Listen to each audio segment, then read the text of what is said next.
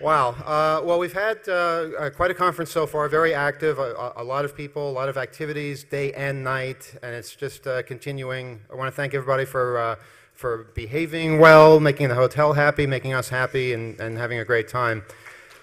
Thanks very much.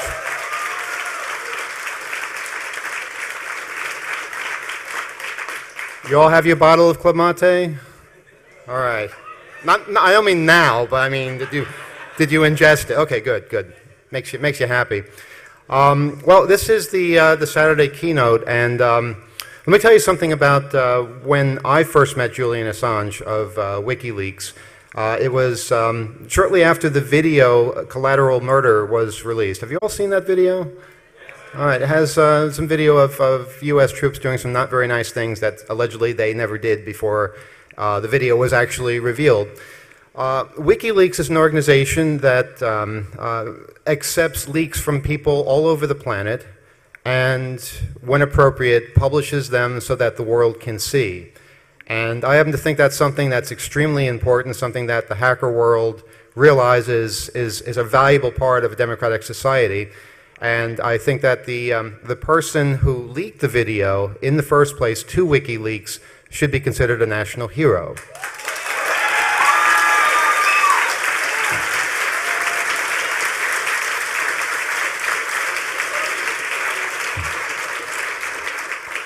So the time that I met Julian, the video had just been released. We had him on Off the Hook, and it was an incredible situation where we were talking to the person who had received the video, released it to the world, and of course was the focal point of attention.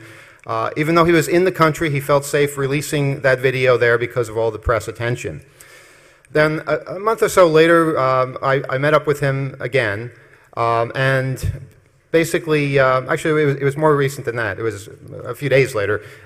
We talked about having him give a keynote address here at H.O.P.E. I said, you know, this will be a receptive crowd. These will be people who understand what it is you're doing at WikiLeaks, and will see the importance of it, and will make big contributions to the WikiLeaks table, which is downstairs right now. And what the work you do is vital. It's important. It must be encouraged. And people who contribute things like this need to know that there is a safe place for them to actually give their sensitive material that can be used for the greater good. And if you'll note, no source has ever been revealed via WikiLeaks. However, there are other ways of revealing potential sources through the mass media and through other means. A little while later, a month or so later, there was an article that appeared in one of my favorite online magazines, Wired. Yes, I was sarcastic. And that particular article was about somebody in the community that the alleged leaker of this video decided to contact, thinking that he was a kindred spirit. And as happens in the hacker world sometimes, people don't know when to shut up. So he told this person a lot of things about the video, about, I think, 260,000 classified documents that he was also leaking to WikiLeaks. And this person, I don't know why I put the word person in quotes, but some of you may know why, but this person decided that that was a bit much and went to the authorities. And as a result, the person who allegedly leaked all this information is currently in custody in Kuwait. And at that moment, Julian Assange became a very wanted man in this country. We've been able to verify this ourselves as true, that the authorities really want to question him about the documents that he's getting from this source, from other sources, about just what it is he's doing in the first place. Now, Julian is committed to what he does, just like any of you who work late at night on your various projects and the rest of the world thinks you're crazy and wasting your time. This is another version of that, and Julian is one of the most driven and dedicated people I've ever met. So that is why we asked him to keynote here, and that is why he was particularly interested in making sure that that commitment was not lost, that the address to you would be given, regardless of the fact that we were able to verify with our federal contacts that if he were to set foot in this country, he would be immediately detained. Now, with all that said, how many of you expect to see Julian walk through that side door right now and come up onto this stage? Yeah?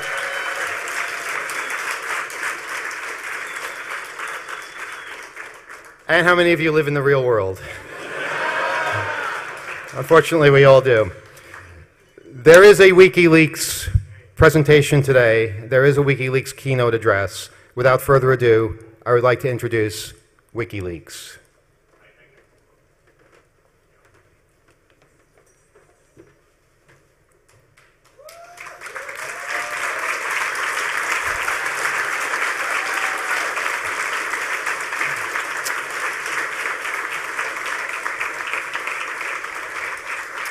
Hello to all my friends and fans in domestic and international surveillance. I'm here today because I believe that we can make a better world. Julian, unfortunately, can't make it because we don't live in that better world right now, because we haven't yet made it. I wanted to make a little declaration for the federal agents that are standing in the back of the room and the ones that are standing in the front of the room, and to be very clear about this.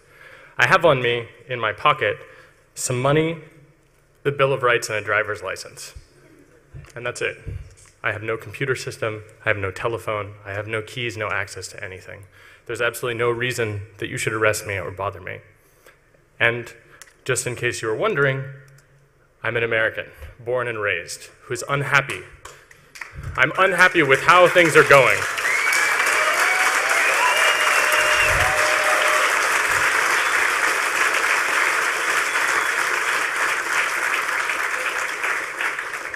I've dedicated my life to helping other people who need help in general, and specifically I work with human rights activists. I work with people who care about a woman's right to choose, the ability to freely vote. I work with people who are working for some kind of social change that is positive in this world. This is extremely important to me, and I don't expect all of you to do this as well, but I expect you to support me, and I expect you to support the activities that take place that are in support of these things. To quote from Tron, I fight for the user.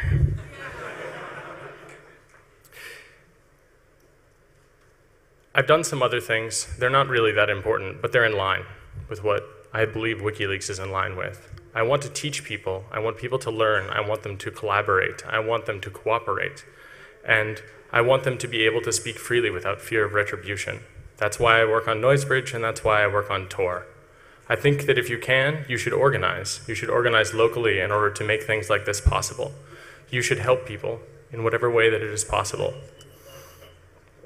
You should also write free software if you have the opportunity, because it is only then that people will be able to trust what you do. There are people whose lives depend on software the hacker community writes. It's kind of a scary thing to think of that, considering some of the quality, but in general, it's extremely important. So you should consider the fact that it's not just about politics. And I am here speaking on behalf of WikiLeaks. I am not here as a representative of the Tor project who employs me.